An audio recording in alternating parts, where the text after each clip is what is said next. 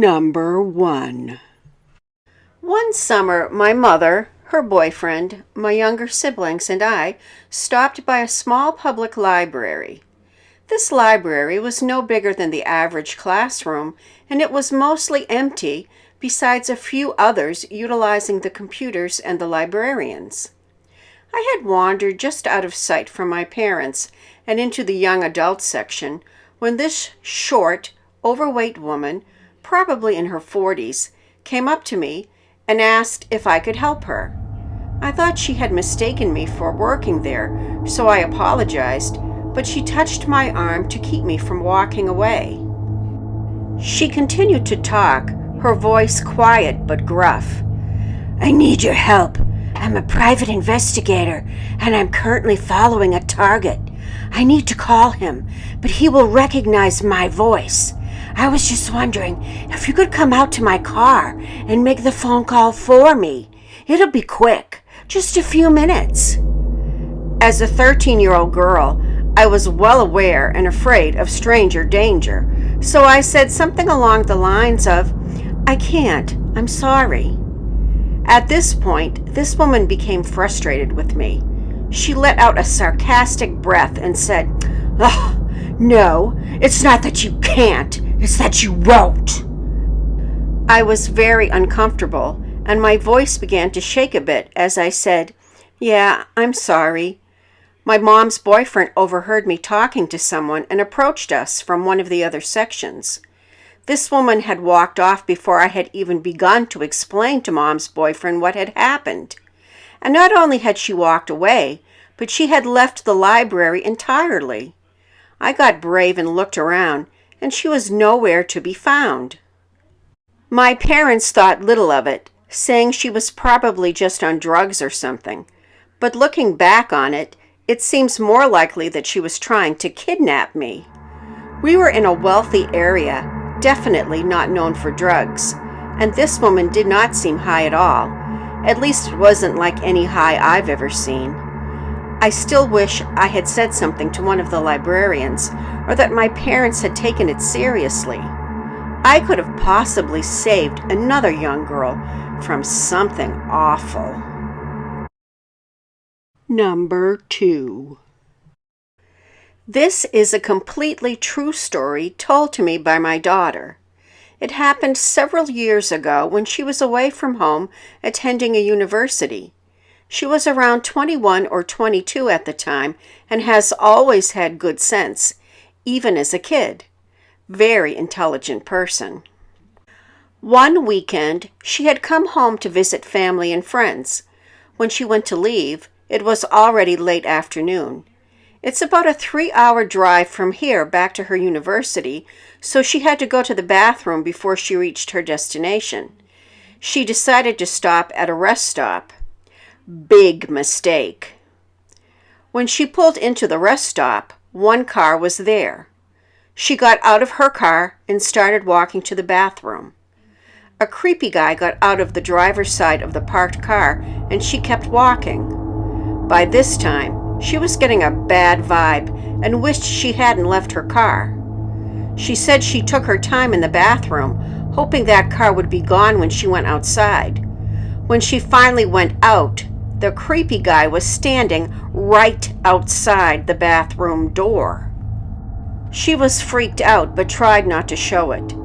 She walked to her car and the creep started following her. Her car was locked, so she had to fumble with her keys. She had an older car at that time, so it didn't have the push-button thing to open the doors automatically. She was trying to get the door open, and the creep was almost behind her when, lo and behold, a conservation police vehicle pulled into the parking lot. The creep walked very quickly to his car and took off.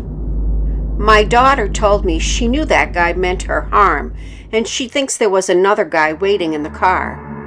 She said if that officer hadn't pulled in when he did, something bad would have happened to her. It sounds to me like these weirdos were sitting there, like a spider waiting for its prey. They were hoping a young woman by herself would show up. After that, she never stopped at another rest stop again.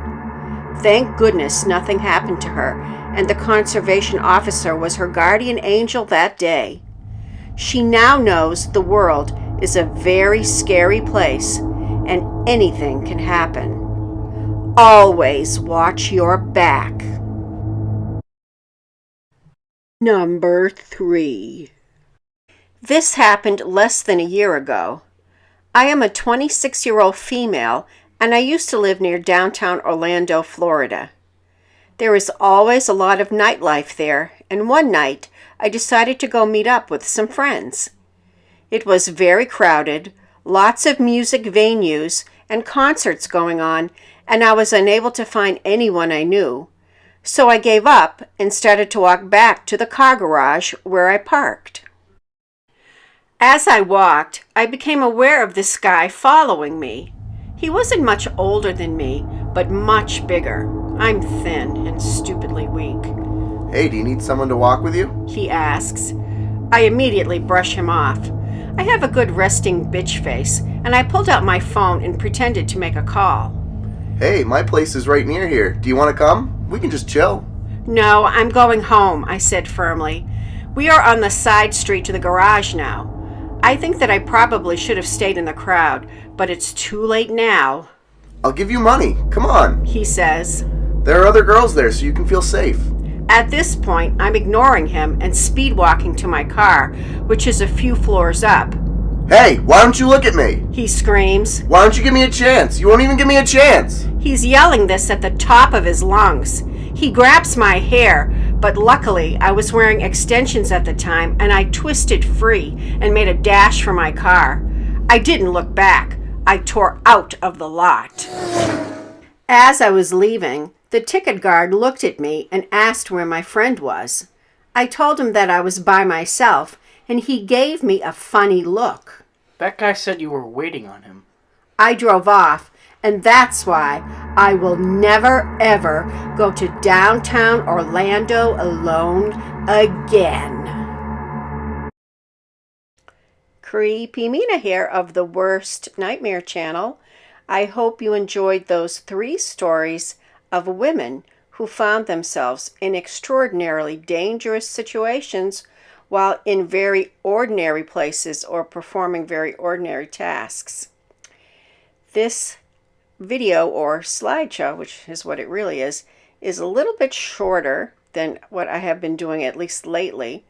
So please comment below and let me know if you prefer a shorter video around 10 minutes or a longer video. I haven't done anything longer than 30 minutes, so I don't know if I ever would, but I might. That's a possibility. Please, as you know, as always, the drill. Give me a thumbs up. Subscribe if you haven't already. If you could share this video on your favorite social networking platform, I would be forever grateful, and it would help to promote the channel. Follow me on Twitter as WorstNightmare6 to receive advance notice of all my uploaded videos. Send your stories to creepymina@gmail.com if you'd like to hear them narrated on this channel, women's stories only. And always remember to stay safe.